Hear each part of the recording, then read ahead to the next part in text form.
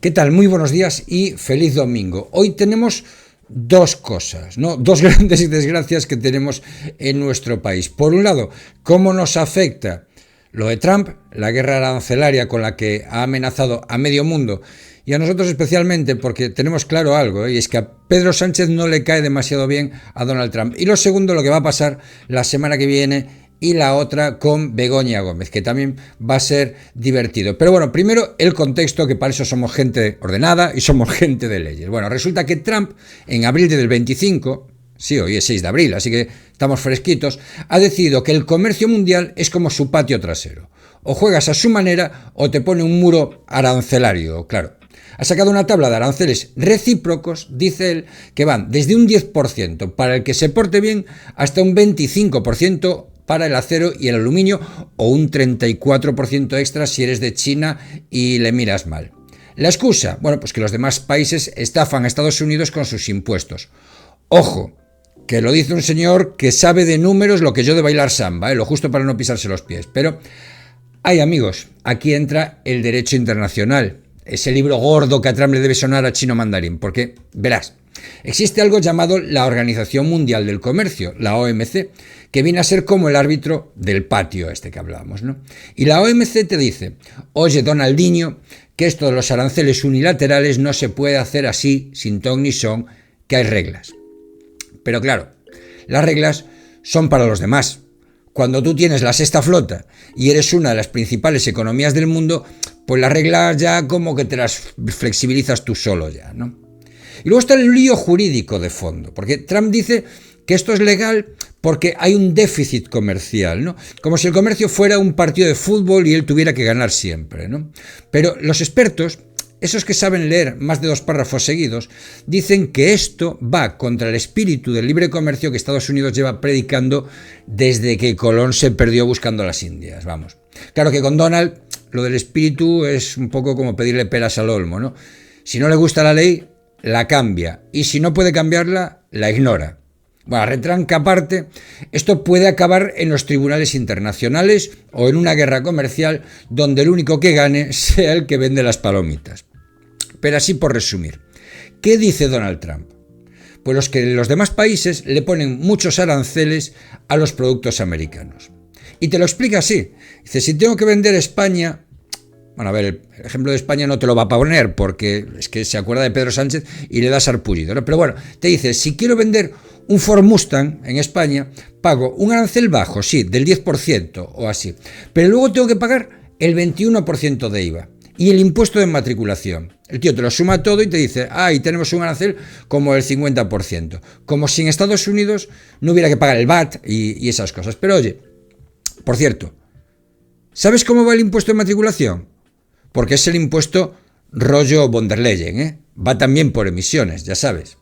Los eléctricos y los híbridos, estos que echan muy poquito CO2, están exentos. Y a partir de ahí, cuanto más escupan, más caro, porque van desde el 4,75%, el 9,75% y hasta el 14,75% para los más contaminantes.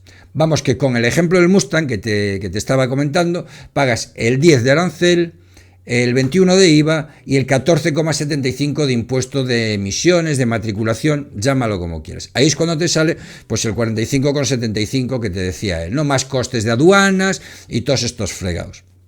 Pero eso es un poco tramposo, porque al final el IVA y el impuesto de matriculación no es un diferencial. Es decir, no lo pagas solo en los vehículos extranjeros, en los nacionales también. Así que no se puede equiparar a un arancel. Por definición, lo que intenta un arancel es dificultar que compres cosas de fuera para que compres las de casa, que es ahora lo que te está pidiendo Pedro Sánchez. Pero ¿qué pasa con los aranceles? Porque esto está más estudiado que la rueda, ¿eh? Ahora te lo explico, pero antes... Los medios de comunicación intentan contarte las noticias de una forma muy masticada conforme a su sesgo ideológico. Intentan darte titulares para que no pienses más allá, ni te pongan en contexto, ni les interesa que piensen por ti mismo. En este canal intentamos analizar las noticias del día desde un enfoque jurídico y explicando lo que hay más allá de cada decisión. Así que si quieres estar informado de lo que hay detrás de cada acción de nuestros políticos y en qué te afecta a ti, con un poco de mala leche y un mucho de retranca gallega, este es tu canal. Suscríbete para no perderte ningún vídeo y dale a la campanita para activar las notificaciones y estar informado. Y ahora sí, continuamos. Pues como te decía, cuando tú pones un arancel a un producto de fuera, lo que estás haciendo es que sea más caro, pero que sea más caro para el consumidor. Entonces, el consumidor tiene dos opciones: o no consumir eso y buscar una alternativa nacional que le sea más barata, o simplemente pagar más.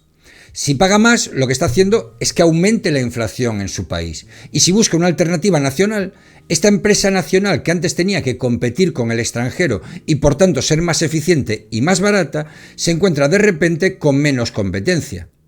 ¿Y qué pasa con una empresa cuando tiene menos competencia? Pues evidentemente que sube los precios, que se hace menos competitiva porque no tiene que ser competitiva y que acaba dando o un peor servicio o el mismo servicio pero más caro. Con lo cual, inflación otra vez. Entonces, ¿qué está pasando? ¿Van a ser al final los ciudadanos norteamericanos los más perjudicados? Pues en parte. Por un lado está el incentivo a las empresas para que fabriquen en Estados Unidos. Eso puede reactivar el cinturón de óxido americano, las fábricas en Detroit y toda esa industria que en el pasado se deslocalizó, con lo cual, bueno, pues puestos de trabajo bien remunerados en el interior y, bueno, bien, eso les vendría bien. Y por otra parte, lo que ha hecho ya inmediatamente esta amenaza de aranceles ha sido que se desplomen las bolsas, porque los inversores tienen menos confianza en lo que le vaya a pasar a las empresas cuando empiece una guerra de aranceles entre diferentes países. Pero ese dinero que estaba invertido en la bolsa no desaparece, no se queda en la hucha o en el bolsillo del inversor, se invierte en otra cosa. ¿Y en qué se ha invertido? Pues en bonos del Tesoro de Estados Unidos. Y aquí viene probablemente el principal motivo por el que Donald Trump ha hecho esto. Donald Trump se encuentra con que en breve tiene que refinanciar una cantidad ingente de dinero. Tiene un problema de deuda pública muy grande y tiene ahora que refinanciar un montón de deuda. Y si el dinero que estaba invertido en bolsa se va a invertir en algo mucho más seguro, que es un producto mucho más cobarde, mucho más para inversores miedosos como son los bonos del Tesoro, lo que hace es que baje el interés de los bonos del Tesoro. Es decir, que baje el interés con el que Donald Trump tiene que refinanciar esa deuda. Con lo cual, bueno, las empresas sufren, pero el Estado se financia más barato. En definitiva, una jugada medio tramposa, que le puede salir bien, que puede hacer que embride un poco ese déficit que tiene desbocado, pero que puede incluso equilibrar un poquito la balanza comercial que tiene Estados Unidos con el exterior, sobre todo con China, y que puede hacer que sus resultados macroeconómicos se maquillen un poco. El problema es que cuando juegas con la economía, sabes cómo empiezas, pero nunca cómo acabas. Cualquier medida económica tan drástica como esta, hay 1.000.000 de cosas que pueden salir mal y que pueden hacer que al final destroces tu economía. Esperemos que le salga bien a Donald Trump, porque que se destroce la economía americana haría que se generara un cataclismo económico mundial nunca visto y esto nos afectaría a todos, a ti y a mí. Y en nuestro tema doméstico, nuestra Begoña Fundraising, tenemos dos cosas que tienen que salir entre esta semana que entra y la siguiente. Y es, por un lado, el informe de la UCO sobre el rescate de Europa, que lo ha pedido el juez Peinado y que ya lo tienen medio hecho, que ya parece ser que lo van a entregar esta semana que viene. Y por otro lado, la investigación de la Fiscalía Europea sobre las adjudicaciones a Juan Carlos Barrabés con dinero europeo. En esto recordemos, porque la Fiscalía Europea ya ha protestado formalmente porque el gobierno español no le da un solo papel, con lo que, pues la verdad es que no pueden investigar prácticamente nada.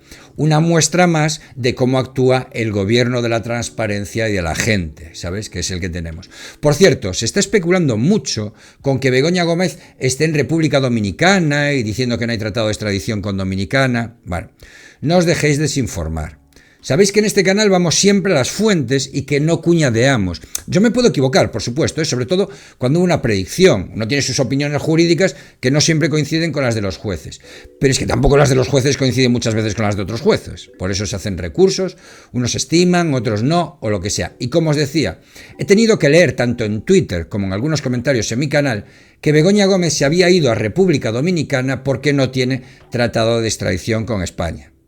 A ver, España tiene extradición con Dominicana desde el año 1984. Concretamente se ratificó y se publicó en el BOE, el Tratado de Extradición el día 24 de febrero de 1984. Vamos a hacer 41 años. O sea, hace falta además una búsqueda rápida en Google para enterarse, por lo que quienes están diciendo eso y peor quienes lo afirman en canales de YouTube o en medios de comunicación, solo me dejan la alternativa de que o bien mienten intencionadamente o que son lo suficientemente vagos como para ni mirar en Google. Concretamente, el texto se llama Instrumento de ratificación de 24 de febrero de 1984 del Tratado de Extradición y Asistencia Judicial en materia penal entre España y la República Dominicana, hecho en Madrid el 4 de mayo de 1981. Vamos, que no solo hay extradición, sino que hay asistencia judicial en materia penal.